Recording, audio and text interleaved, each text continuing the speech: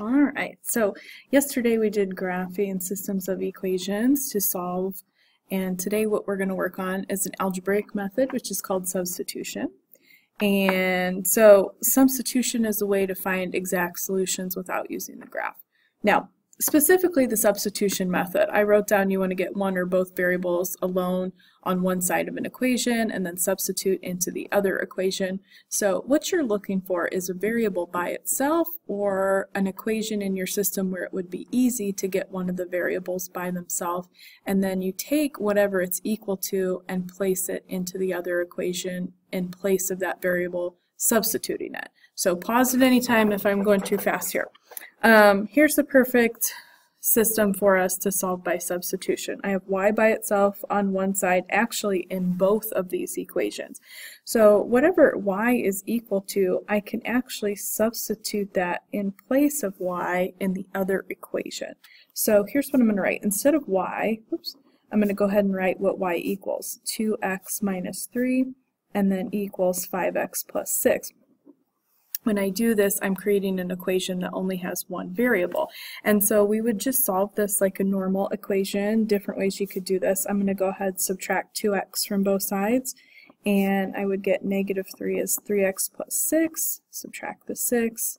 Negative 9 is equal to 3x. I'm going to divide by 3. So x is negative, oh guys, sorry, I'm not even on the screen. X is going to be equal to negative 3. Now, you're not done here because we are looking for a solution to the system, so it's a coordinate of the point where these two lines would intersect on the graph. So you have half your answer here. So don't forget, once you get the answer for one of the variables, in this case I got x, you need to substitute that back in and figure out the y value. Now, you can plug it into either one of those equations for x. In this particular case, I don't think one is either easier than the other, but I'm going to go ahead and solve for y. So I'll just use the first equation. 2x, well, we just solved for x, and we know that x is negative 3. So I'm just going to simplify this. This would be negative 6 minus 3. So the y coordinate is negative 9, and again, I'm not on the screen. Now, what we would be looking for here is an ordered pair, negative 3, negative 9. If the variables are not x and y, sometimes the question will just ask you for both letters, but in this case, since it's x and y, we'll go ahead and write the coordinate. Now, this question looks totally different, but I do have x by itself in one of these equations, so I'm just going to take what x equals and substitute that in for x into the other equation here. So negative 6, now instead of 3 times x, I'm going to do 3 times this expression, 4 plus 5y. Now make sure to put that in parentheses because we're going to have to distribute this 3x, and then don't forget the rest of that side of the equation, so minus 6y. So negative 6, 12 plus 15y minus 6y. If it's me, I'm going to go ahead and combine like terms here. 15 minus 6 is 9. And then I'm going to move the 12 here. This is positive, so we'd subtract it to move it to the other side. Negative 6 minus 12, we're getting more negative, so that's negative 18. That's equal to 9y. And then our y value is going to be negative 2. Now, don't think you're doing something wrong if you get a weird answer. It's okay to get a decimal or a fraction. These just happen to be integers that we've solved in both of these. Now, here's my recommendation. You can plug this back in for y in either one of the equations in the system to get your value of x. Might be a little bit faster to plug it into that second equation, so that's what I'm going to do. So x is 4 plus 5 times y.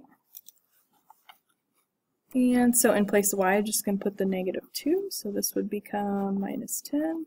So negative 6 is our x value. And if we want to go ahead and write the coordinates, it would be negative 6, negative 2 as our solution to this system of equations. In example 2, I have a special case of each one of these. So here, if I'm using substitution, I'm looking for a variable by itself, which I have really nicely in that first equation. Now, y does not have a number in front of it. We don't have to distribute or anything like that. So let me plug this in here. This would be 10. Now I'm just going to go ahead and drop those parentheses. This out in front would literally just be like multiplying everything there by +1.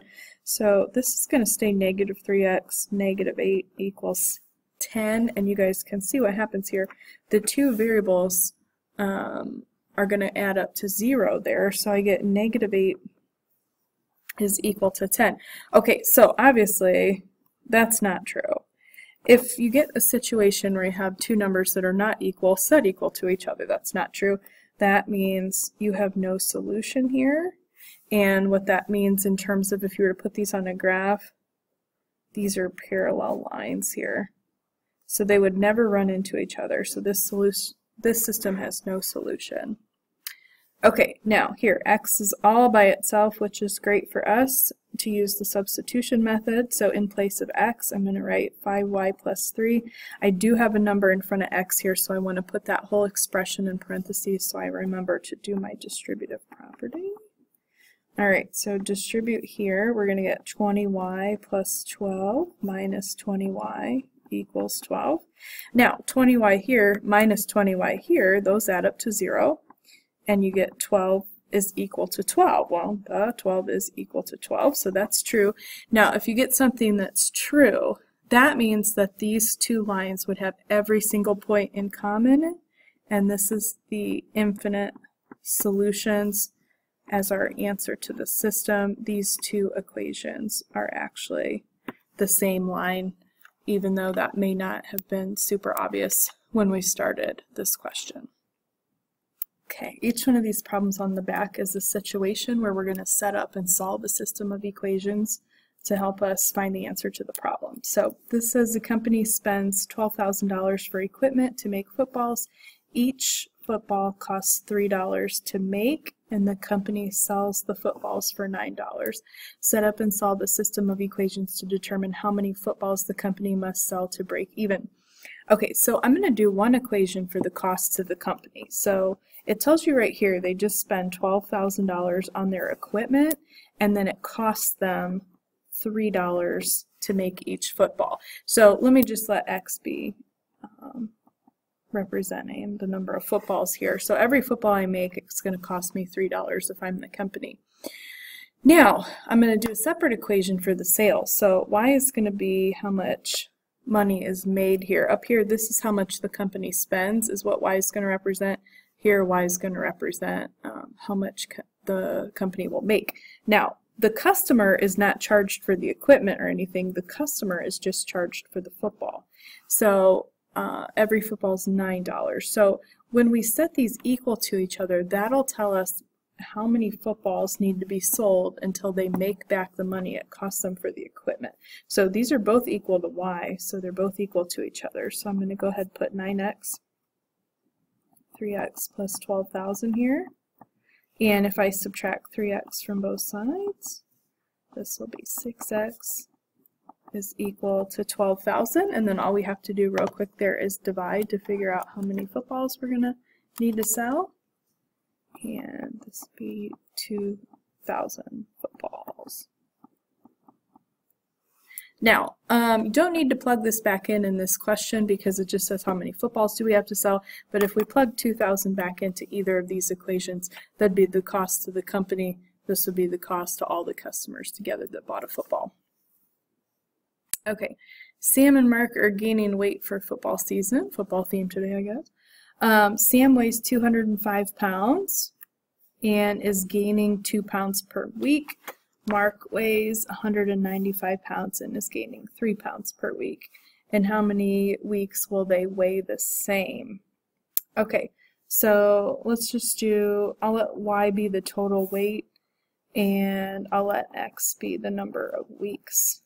Alright, so my first equation I'll go ahead and write for Sam because he was written first in the problem. He weighs 205 pounds and he's gaining 2 pounds per week, and I just said I was going to let that be x. Okay, sorry, so we'll do 2x.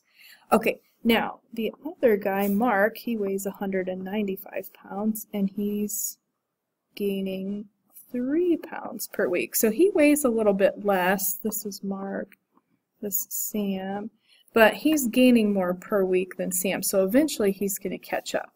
Now, again, these are both equal to y, so they're both equal to each other. So I'm going to go ahead and substitute this in here. So 205 plus 2x, when is that going to be equal to 195 plus 3x? Because these guys are both trying to put on weight.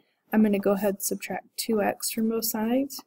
205, 195 plus x. Now all I have to do is subtract 195 here, and then 10 would be x. So it's going to take Mark 10 weeks until he and Sam weigh the same. Then Mark will begin to outweigh Sam, and Sam will be less. Okay, just one more question. This is to deal with money. So jar contains nickels and dimes. So I'm going to use N for nickels, and I'm just going to remind everybody, because people screw this up, make sure you don't put 0.5, because nickels are 5 cents, so make sure you don't forget to put the 0 in front of that. Okay, now dimes, we'll just use D for that, and those are 10 cents. Don't need the 0 on the end, but if you want to. Okay, this is tricky. There are 3 times as many dimes as nickels. So I would have you think through this before you try to write an equation. But this first one I'm going to write is going to deal with the amount of money in the jar, because that's a little easier to do. Okay, so every nickel is worth 5 cents. Every dime is worth 10 cents. And there's $4.90 in the jar. Okay, you can work with the equation from here if you prefer. Sometimes I like to get rid of the decimal places, so I'm just going to move this 2 spots over by multiplying everything by 100. This would be 5n plus 10d. That would change this to be 490, just so I don't have to work with the decimal, but these two are equivalent here. I'm just going to work with the one with the nicer coefficients. Okay, let me back up to this. 3 times as many dimes as nickels.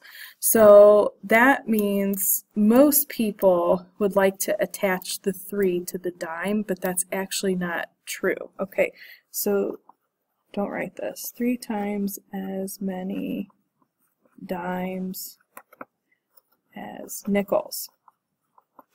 So just as a little tiny example, let's say I have 5 nickels. There's 3 times as many dimes as nickels, so if that's the case, I would actually multiply this by 3, so there would be 15 dimes. So you got to think about this. The 3 times is actually going to be multiplied by the nickels, because there are 3 times as many dimes, there's more dimes. So here's how I'm going to set this up. The dimes are equal to 3 times the number of nickels. And then this is going to be my system I'm going to work with. I have the dimes by themselves, so I'm going to go ahead and substitute that in. 5n plus 10 times 3n is 490. So this would be 5n plus 30n is equal to 490. 35n is equal to 490. Now I'm going to divide both sides there by 35. I don't have a lot of space on my paper. So the number of nickels is 14, and then it would be very quick for me to plug in the 14 there. So if I just do my number of dimes, 3 times my number of nickels, 3 times 14 is going to tell you you have 42 dimes. Now, just in case you wanted to check here with the actual monetary amount, I'm just going to show you on the calculator real quick. So 5 cents for every nickel, which we said is 14, and 10 cents for every dime, which we just said was 42, and that should be $4.90, which it is. So you can always check these real quickly.